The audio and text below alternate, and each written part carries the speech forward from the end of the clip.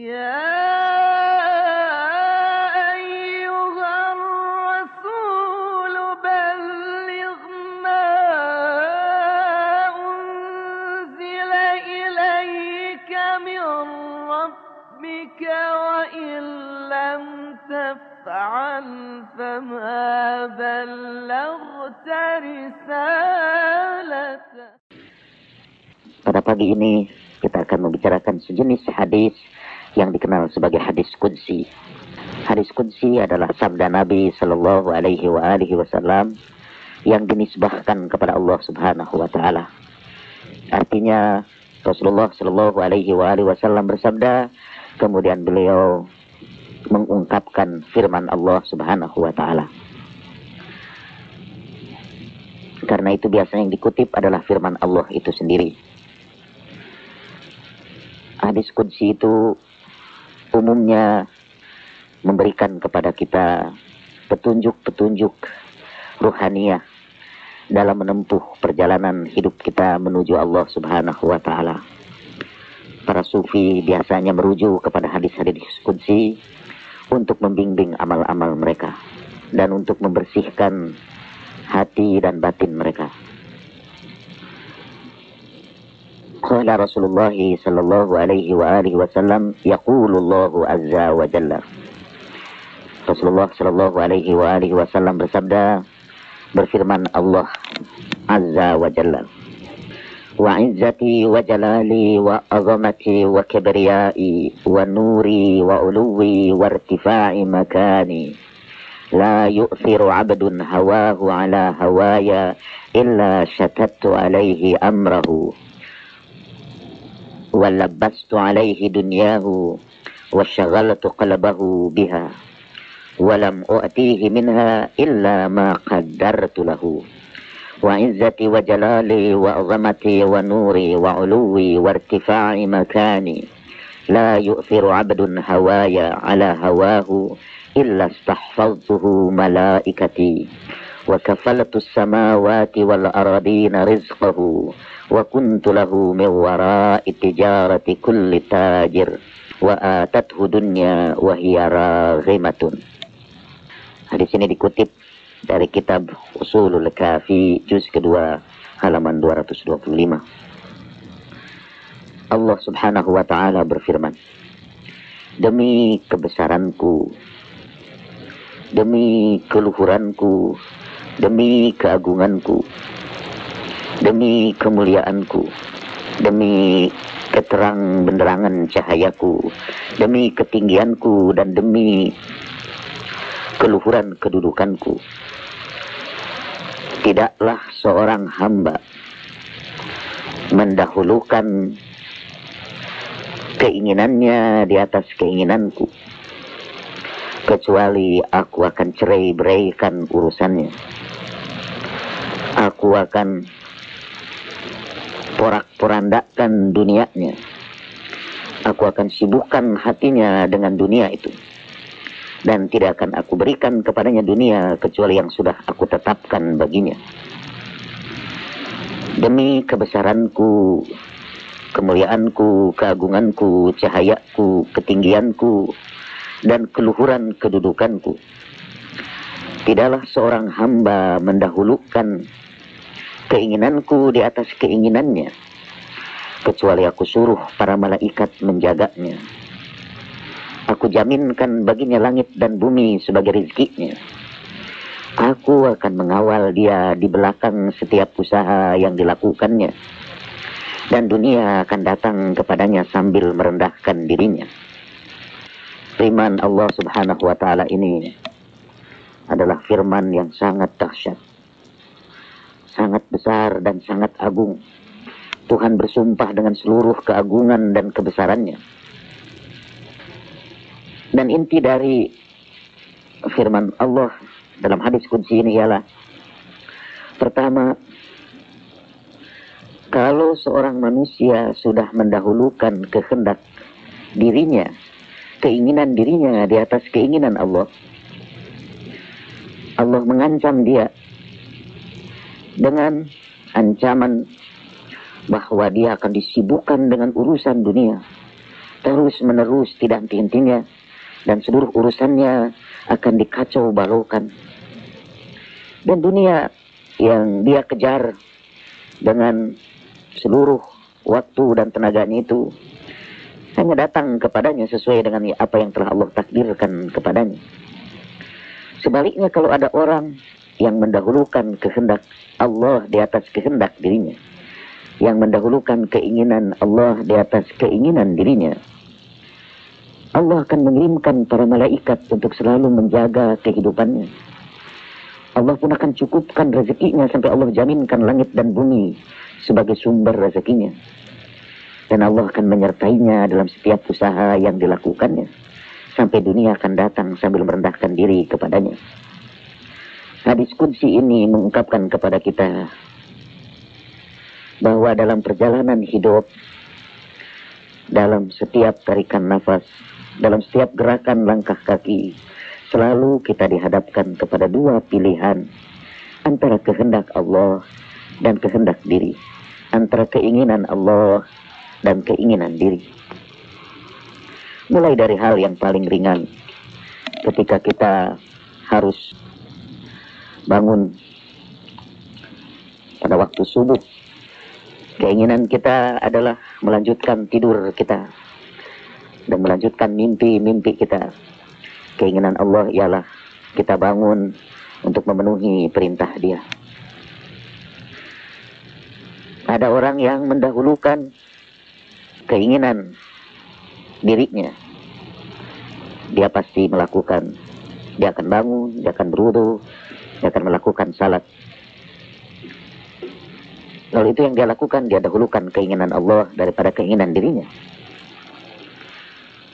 Sampai kepada persoalan yang menyangkut kehidupan kita di tengah masyarakat.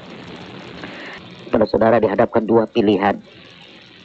Saudara dapat melakukan korupsi, mengambil hak orang lain, dengan harapan bahwa saudara akan bisa menyelesaikan masalah yang saudara hadapi dengan mengambil hak orang lain, dengan korupsi, dengan melakukan manipulasi, dengan menipu orang, atau dengan menyengsarakan orang lain. Keinginan saudara ialah memperoleh kekayaan sebanyak-banyaknya walaupun dengan cara yang tidak baik. Keinginan Allah ialah saudara mencari nafkah yang halal, nafkah yang bersih. Saudara tidak menyengsarakan atau berbuat zalim kepada orang lain. Walaupun saudara menduga bahwa dengan cara begitu saudara tidak akan memperoleh harta yang banyak. Kalau kita pilih cara yang kotor untuk mengumpulkan dunia, hanya karena kecintaan kita kepada dunia, kita sudah dahulukan kehendak hati kita di atas kehendak Allah Subhanahu wa Ta'ala.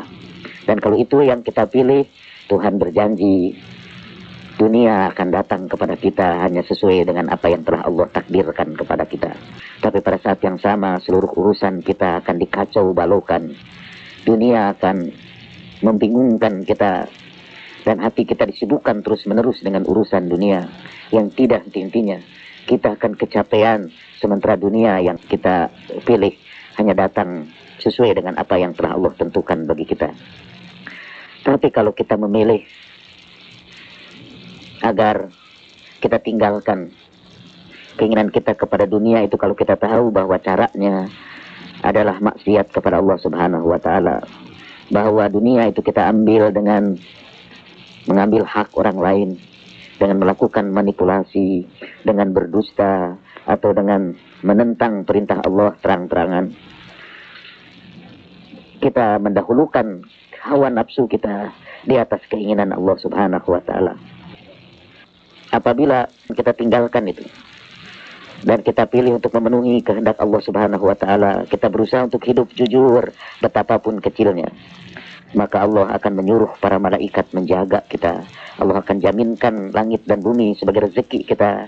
Allah akan menyertai kita pada setiap usaha yang kita lakukan, dan dunia akan datang merendahkan dirinya kepada kita. Apa yang dimaksud dengan dunia datang dengan merendahkan dirinya kepada kita? Imam Ali karamallahu wajhah berkata, ada dua macam dunia. Ada dunia yang kau cari dan ada dunia yang mencari kamu.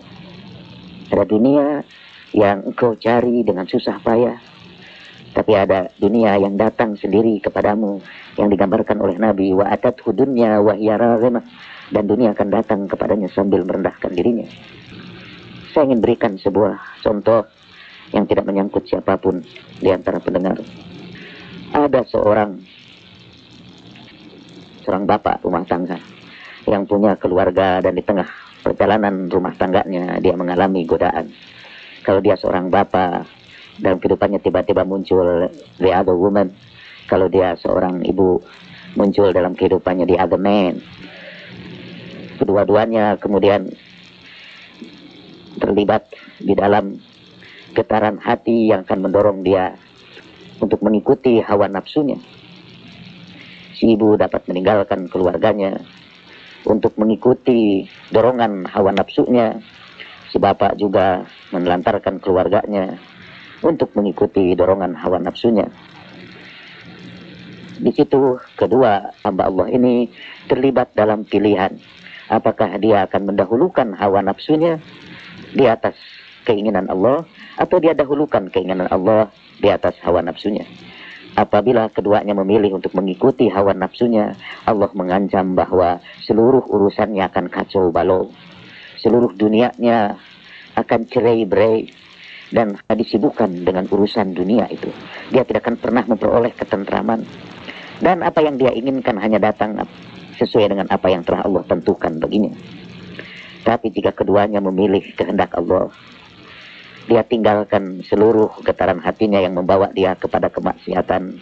Mereka kembali untuk menjalankan kehendak Allah, yaitu memelihara keluarga yang penuh ketentraman, kedamaian, dan kasih sayang. Betapapun mungkin mereka sudah dilanda dengan kebosanan, dengan keengganan, tetapi karena mereka meletakkan Allah di atas segala-galanya, mereka tundukkan keinginannya di atas keinginan Allah Subhanahu wa Ta'ala, maka Allah berjanji akan menjaga mereka dengan para malaikatnya. Allah akan mendaburkan rezekinya dari apa-apa yang ada di langit dan di bumi. Allah akan mengawal mereka dari belakang mereka, dan dunia akan datang kepada mereka sambil merendahkan dirinya.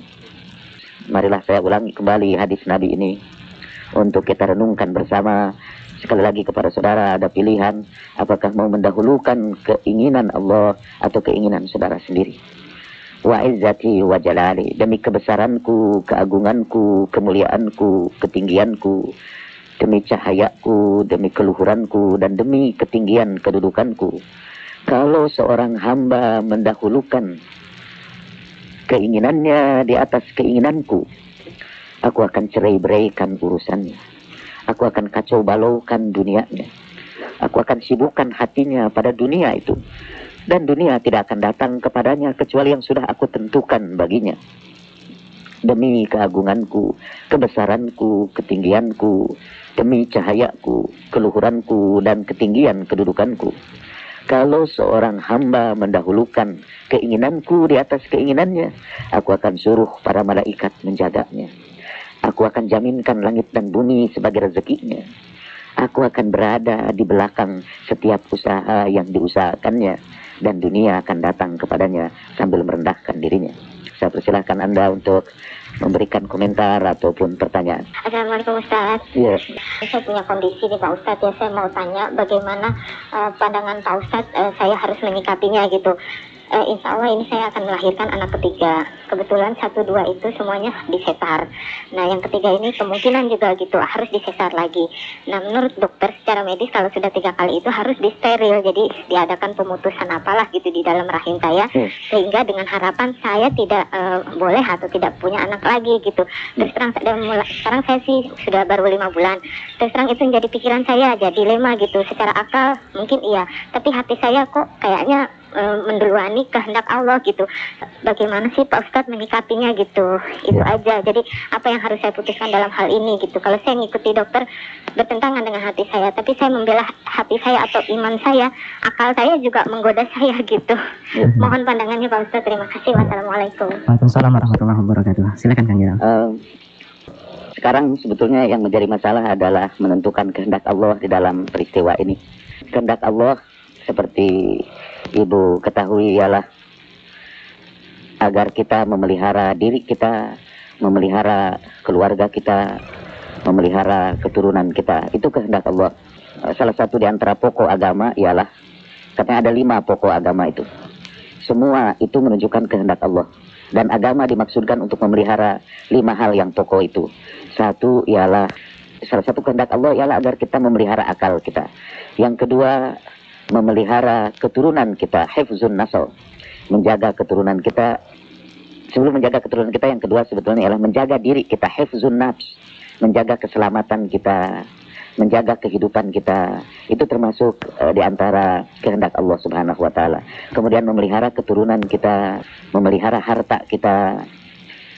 Jadi itu di antara beberapa hal yang dikehendaki Allah dalam kehidupan ini.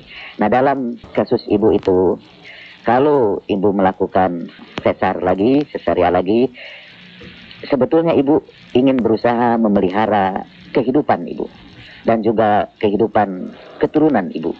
Jadi kehendak Allah ialah peliharalah keturunan dan kehidupan ibu itu sebaik-baiknya, sehingga atas saran medis harus dilakukan sesaria itu.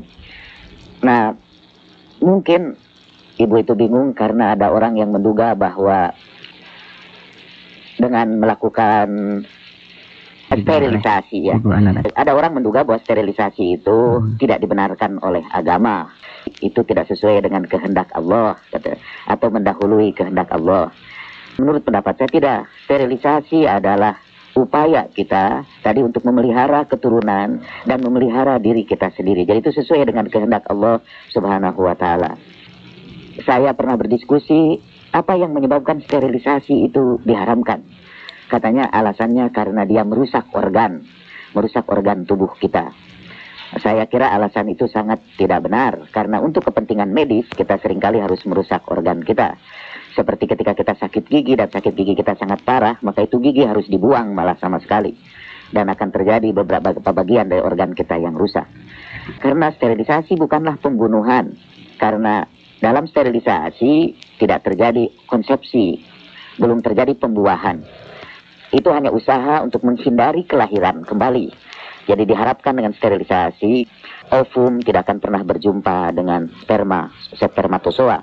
Karena misalnya diputuskan, apakah itu, kalau untuk perempuan misalnya, diputuskan tabung falopiannya sehingga tidak dimungkinkan untuk terjadi pembuahan. Jadi sekali lagi, saya sendiri mengatakan, saya ingin menganjurkan kepada ibu, kalau itu saran dokter, go ahead, lakukan apa yang menurut dokter akan menjaga diri kita, keluarga kita, dan keturunan kita. Dan apa yang ibu lakukan udah jelas adalah kehendak Allah Subhanahu wa ta'ala. Teriring doa, mudah-mudahan ibu dilancarkan dalam proses kelahiran nanti. Assalamualaikum Kang Jalang. Waalaikumsalam.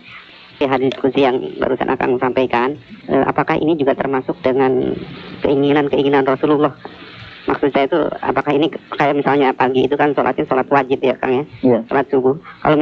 Kalau sholat sunat malamnya atau sunnah Kamis atau Seninnya, apakah itu juga bisa termasuk dalam, ketika kita hari Senin kita kan ingin tidak saum Kang, tapi ketika nafsu kita ingin makan, tetapi kita juga ingat bahwa Rasulullah sangat suka dengan pelaksanaan saum Senin Kamis ini. Akhirnya kita tundukkan nafsu itu dan kita melaksanakan saum. Apakah termasuk hadis qudsi ini? Terima kasih Kang Jalan. Assalamualaikum. Waalaikumsalam warahmatullahi wabarakatuh. Secara singkat sebetulnya keinginan Rasulullah adalah keinginan Allah Subhanahu wa ta'ala. Jadi apa yang diperintahkan Rasulullah adalah apa yang diperintahkan Allah.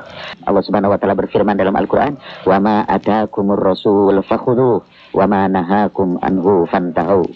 Apa yang diperintahkan oleh Rasul itu kata kehendak Allah itu. Allah berkehendak, Allah memerintahkan kepada kita apa yang diperintahkan Rasul lakukanlah, apa yang dilarang oleh Rasul tinggalkanlah. Sekali lagi keinginan Rasul Sallallahu alaihi wasallam adalah keinginan Allah juga. Al-Quran juga mengatakan, wa ma yantiqu anil hawa in huwa illa wahyu yuha.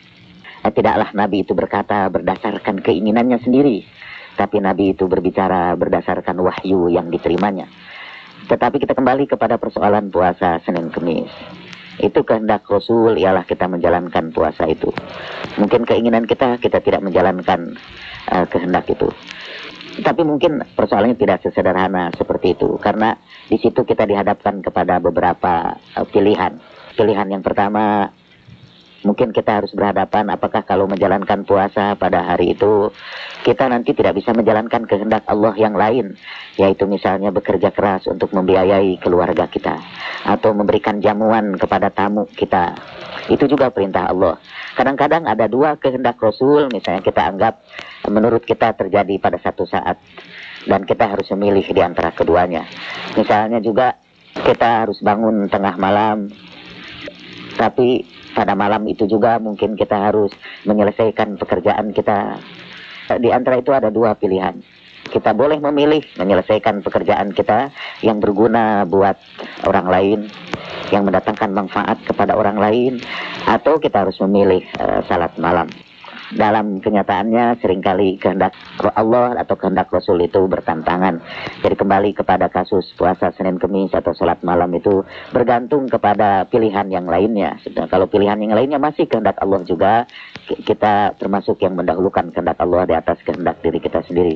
Tapi kalau pilihan yang lainnya adalah kehendak hawa nafsu semata-mata, hawa nafsu kita sendiri, di situ kita dikenai dengan bencana seperti yang disebutkan dalam hadis ini. Marilah kita berusaha keras untuk mendahulukan keinginan Allah Subhanahu wa Ta'ala seperti yang disampaikan di dalam Al-Quran dan Sunnahnya, di atas keinginan diri kita, di atas bahkan keinginan setiap makhluk Allah yang lainnya. Saya antarkan saudara seperti biasa dengan doa. Mudah-mudahan Allah Subhanahu wa Ta'ala menganugerahkan kepada saudara pada permulaan hari ini kebaikan, pada pertengahannya keberuntungan, dan pada ujung harinya kebahagiaan. Dan seperti biasa, marilah kita sampaikan salam kepada junjungan kita Rasulullah Sallallahu Alaihi Wasallam, kepada semua orang-orang yang saleh sepanjang sejarah, dan salam yang khusus untuk kita semua. Assalamualaikum ayuhan nabiyyu wa rahmatullahi wa barakatuh. Assalamu alayna wa ala ibadillahi salihin. Assalamualaikum warahmatullahi wabarakatuh.